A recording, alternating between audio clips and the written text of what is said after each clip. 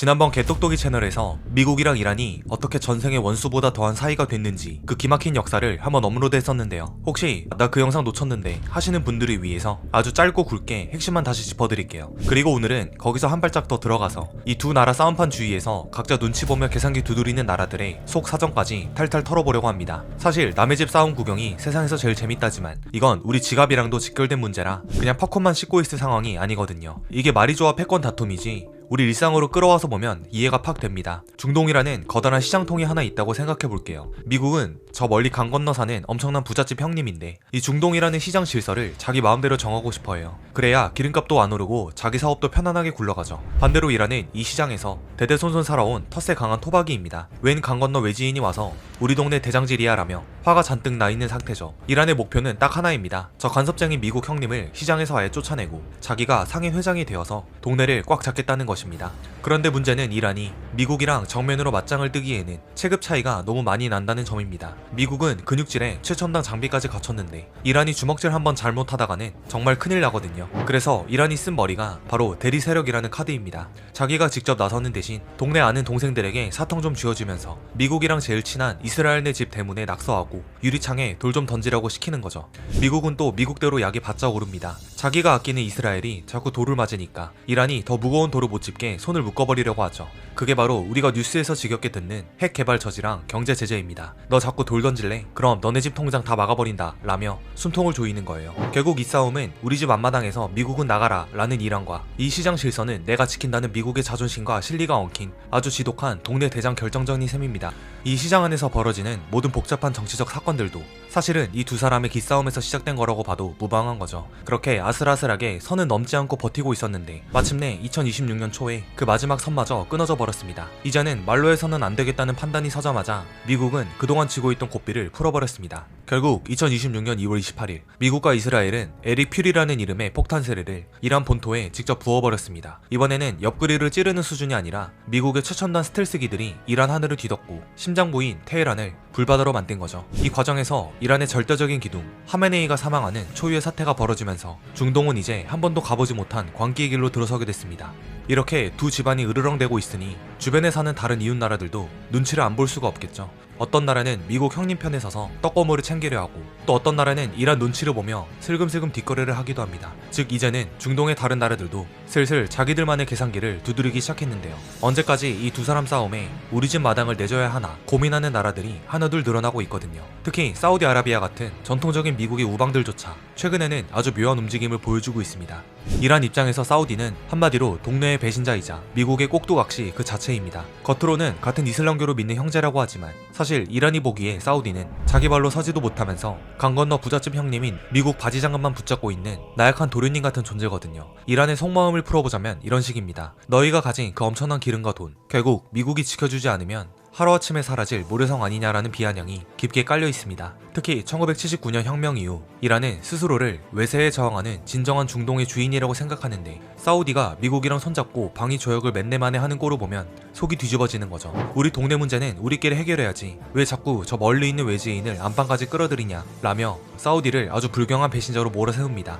더군다나 지금처럼 2026년 들어 이란의 지도부가 타격을 입고 정권이 흔들리는 위기 상황이라면 이란의 남은 세력들은 사우디를 향해 훨씬 더 시커먼 분노를 쏟아낼 수밖에 없습니다. 미국이 우리를 칠 때마다 사우디 너희가 길을 터준 거 아니냐, 너희 기지에서 드론이 뜬 거 아니냐라는 의심을 거둘 수가 없거든요. 이란 입장에서 사우디가 미국의 방위 조약을 요구하는 건 자기 몸을 지키겠다는 뜻이 아니라 이란을 완전히 고립시켜서 숨통을 끊겠다는 최후의 배신으로 읽히는 겁니다. 결국 이란에게 사우디는 언젠가는 굴복시켜야 할 라이벌이자 동시에 미국이라는 거대한 괴물을 중동으로 끌어들인 주범인 겁니다. 이런 팽팽한 긴장감 속에서 사우디의 실권자인 빈살만 왕세자가 어떤 신의 한 수를 던질지가 관건인데 여기서 또 한 명의 아주 얄미운 구경꾼이 등장합니다. 바로 중국입니다. 중국은 이 싸움을 보며 아주 느긋하게 찻잔을 기울이고 있거든요. 중국의 그 시커먼 속내를 세 가지 포인트로 딱 짚어드릴게요. 첫 번째, 호랑이들이 싸울 때 팝콘을 먹는다. 중국 입장에서 미국이 중동이라는 거대한 늪에 다시 빠지는 건 아주 반가운 소식입니다. 미국이 이란이랑 베네수엘라 잡겠다고 첨단 무기 쏟아붓고 정보 자산 다 투입하면 정작 중국이 제일 민감해하는 대만이나 남중국해 쪽에는 신경을 덜 쓸 수밖에 없거든요.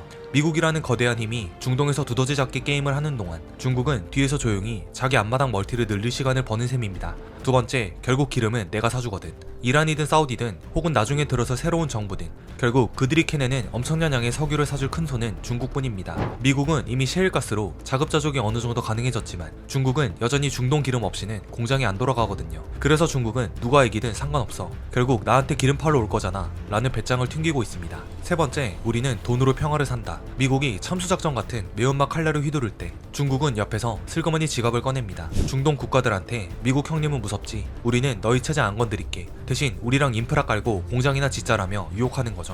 실제로 사우디와 이란의 사이를 중재했던 전적을 앞세워서 미국은 파괴하지만 중국은 건설한다는 아주 얄미운 프레임을 전 세계에 팔고 있습니다. 하지만 중국의 이 여유도 사실 외줄타기나 다름없습니다. 만약 이란의 대리 세력들이 진짜 미쳐서 호르무즈 해협을 막아버리면 중국의 경제 엔진도 그날로 멈춰버리거든요. 그런데 문제는 현재입니다.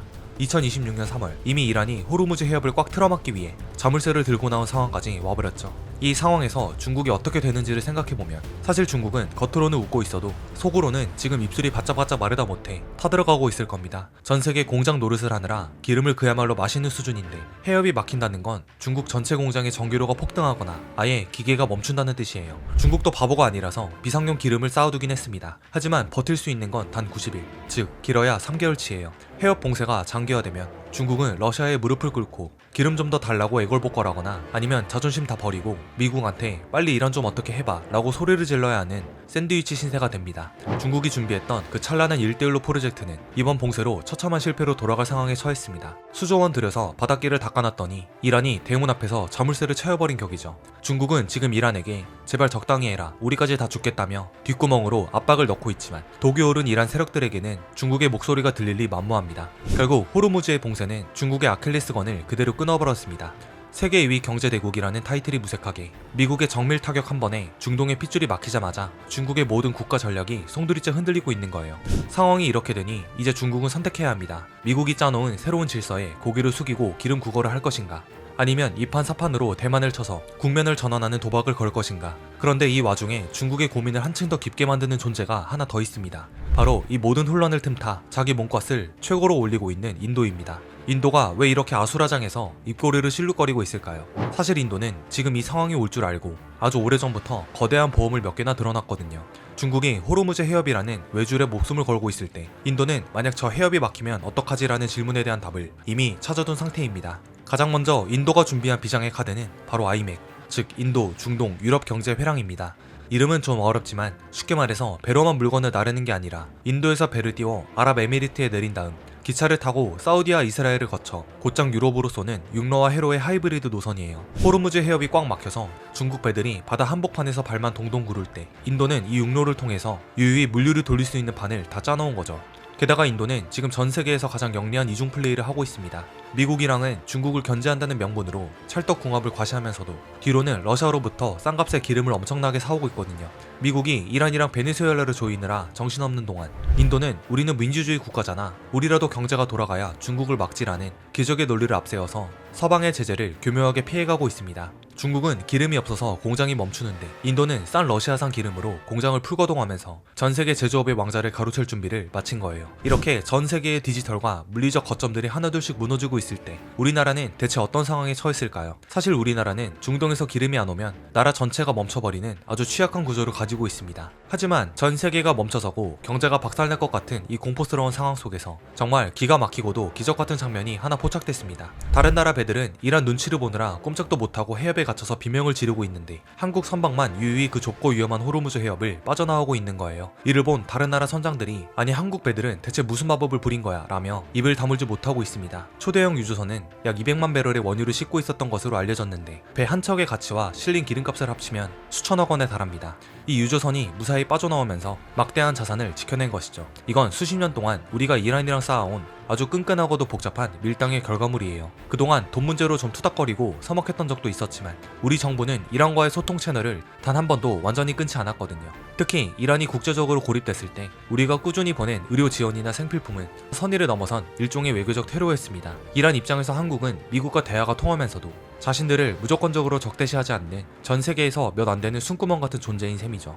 즉 우리 배를 보내준 건 친구라서가 아니라 한국이라는 창구까지 닫아버리면 이란도 완전히 고립된다는 철저한 계산이 깔린 겁니다. 여기에 더해 중동 전역에 퍼져있는 K방산의 위상도 무시할 수 없는 억지력이 되었습니다. 이란의 경쟁국인 사우디나 UAE가 우리 무기로 무장하고 있는 상황에서 이란이 한국과 정면으로 척을 지는 건 안보적으로 너무 큰 리스크거든요. 굳이 한국을 건드리기보다는 적당히 예우하며 자신들의 말이 통하는 파트너로 남겨두는 게 이란에게도 훨씬 남는 장사라는 걸 그들은 너무나 잘 알고 있습니다. 우리가 이렇게 피말리는 줄타기를 하며 버티는 동안 입가에 번지는 미소를 도저히 숨기지 못하고 아주 느긋하게 의자에 기댄 사람이 딱 한 명 있습니다. 바로 러시아의 푸틴 대통령이죠.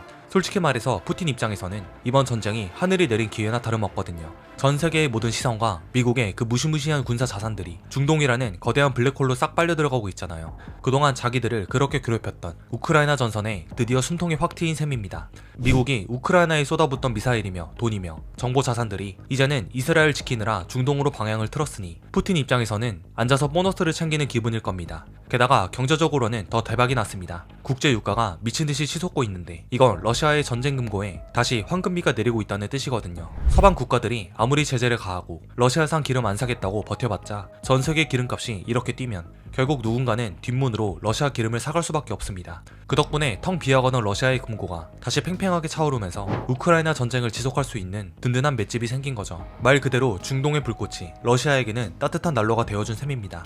여기에 한술 더 떠서 러시아는 이란에게 최신형 S-400 반공 시스템이나 수호이 35 전투기 같은 강력한 무기들을 슬쩍 넘겨주며 이란의 든든한 뒷배 역할까지 자처하고 있습니다. 이란이 잘 버텨야 미국의 발이 중동에 오래 묶여있을 테니까요. 반대로 지금 가장 속이 시커멓게 타들어가고 있는 건 바로 유럽입니다. 당장 집안에 보일러를 틀 기름도 부족해서 벌벌 떨고 있는데 엎친 데 덮친 격으로 전쟁을 피해 넘어오는 난민들이 지중해를 가득 메우며 밀려오고 있거든요. 시리아나 레바논에서 온 난민들이 유럽 국경을 두드리기 시작하면 유럽 내부 정체는 그야말로 아수라장이 됩니다. 마지막으로 볼 나라는 이란 바로 옆에 있는 아랍에미리트입니다. 불과 며칠 전이죠. 화려한 빌딩숲 사이 중동의 디지털 심장이라고 불리는 두바이 데이터 센터 단지에 자폭드론 수십 기가 쾅 하고 박혀버렸습니다. 그동안 UAE는 우리는 누구 편도 안 들어 그저 비즈니스만 할 뿐이야 라며 중립의 달콤한 열매를 따먹던 곳이었잖아요. 그런데 이번 공격 한 번으로 그 평화로운 돈의 성벽이 와르르 무너져 내렸습니다.